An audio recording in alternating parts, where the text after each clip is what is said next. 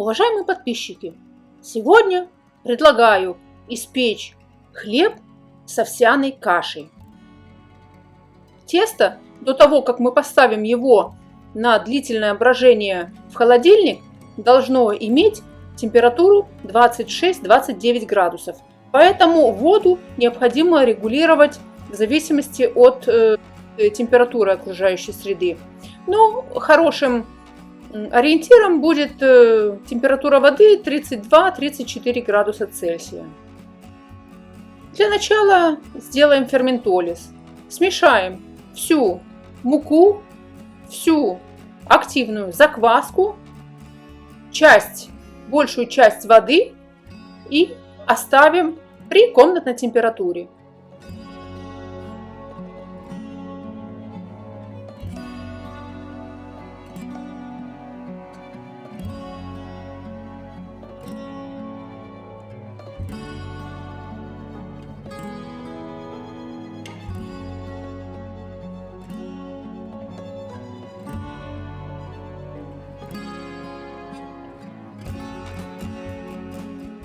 По окончании ферментолиза замесим тесто до развития клейковинного каркаса.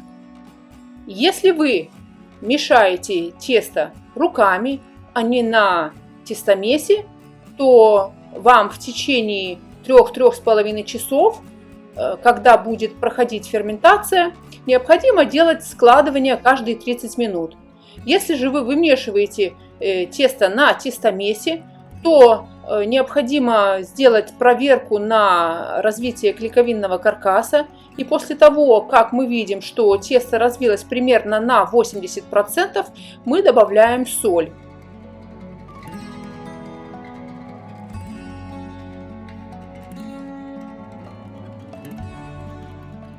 Добавив соль, опять вымешиваем пару минут, и когда клейковинный каркас у нас уже полностью развился, мы добавляем овсяную кашу. Если вы вымешиваете тесто руками, то овсяную кашу необходимо будет добавить спустя примерно 1,5 часа после начала ферментации. В течение этих 1,5 часов, как я уже сказала, необходимо каждые полчаса делать складывание, и после внесения овсяной каши также продолжать делать складывание на протяжении всего времени ферментации. Овсяная каша придает тесту удивительную сочность и влажность, так как она выступает в роли заварки. То есть овсяная каша есть не что иное, как желатинизированный крахмал. А желатинизированный крахмал, как мы знаем, служит для того, чтобы придать изделию влажность за счет того, что изделие может впитать в себя большее количество воды и удержать ее.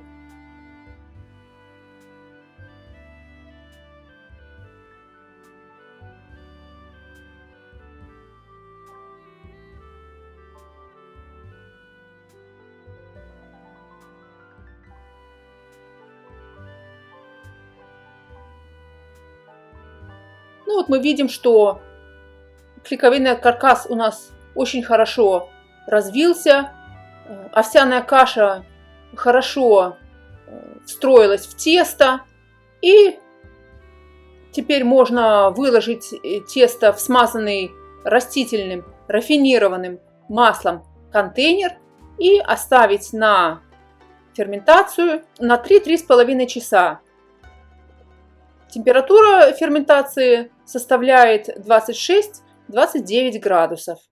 Как я уже сказала, вне зависимости от того, вымешиваете ли вы на тестомесе или руками, время ферментации составляет 3-3,5 часа при температуре 26-29 градусов.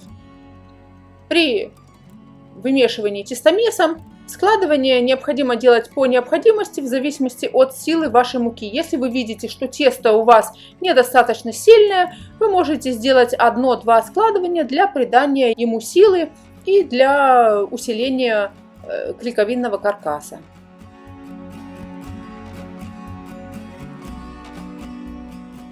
По прошествии 3–3,5 часов мы выкладываем тесто на смоченный водой рабочий стол, вываливаем его из контейнера. При этом вываливать его нужно осторожно, дать ему выпасть из контейнера самостоятельно, не форсируя, для того, чтобы сохранить глютеновый каркас, который мы так старательно развивали.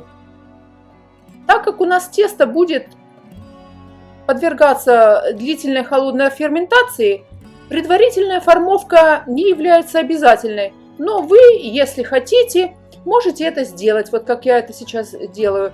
Оставьте тесто, подтяните его и оставьте на полчаса. Но, как я уже сказала, этот шаг при длительной ферментации в холодильнике не является обязательным. По прошествии 30 минут сформируем заготовку. Для этого подтянем ее со всех сторон, подтянем в шар, сформируем в шар, если мы делаем круглый хлеб. Если мы делаем батард, то мы формируем его в форме цилиндра. Ну вот я делаю круглый хлеб, поэтому подтягиваем его со всех сторон в шар, для того, чтобы создать необходимое натяжение на поверхности заготовки. Это натяжение обязательно, так как именно благодаря ему хлеб хорошо поднимается, раскрывается при выпечке. Перед тем, как посадить его в корзину для расстойки, его необходимо обвалять в овсяных хлопьях, а затем еще раз подтянуть. Дать заготовке стартовое брожение при температуре 26–28 градусов, а затем убрать на холодное брожение при температуре 5 градусов до следующего дня.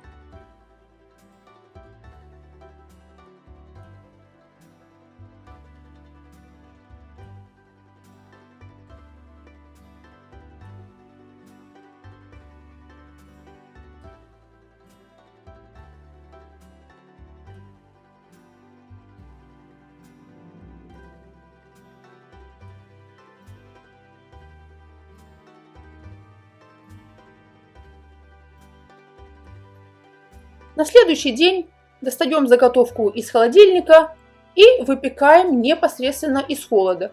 Выпекать можно в чугуне, который вы предварительно раскалили вместе с духовкой, или на камне, или просто на раскаленном противне.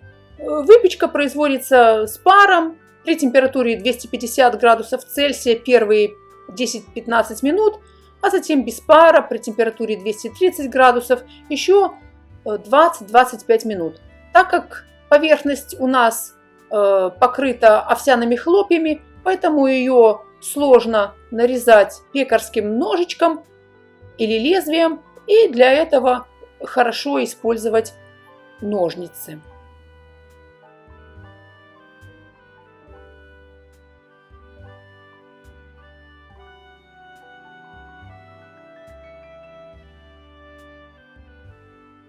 Как я уже сказала, хлеб с овсяной кашей – это все равно, что хлеб с заваркой.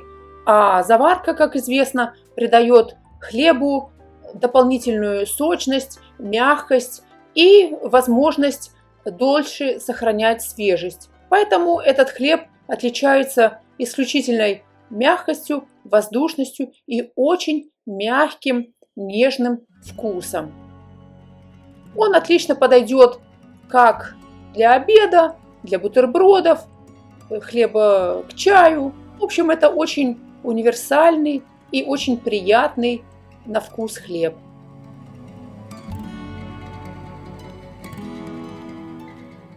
Если вам понравилось это видео и вы нашли его полезным, я буду признательна и благодарна, если вы подпишитесь на мой канал, поставите лайк, а может быть, разместите ссылку на это видео в своих социальных сетях. Пеките на здоровье!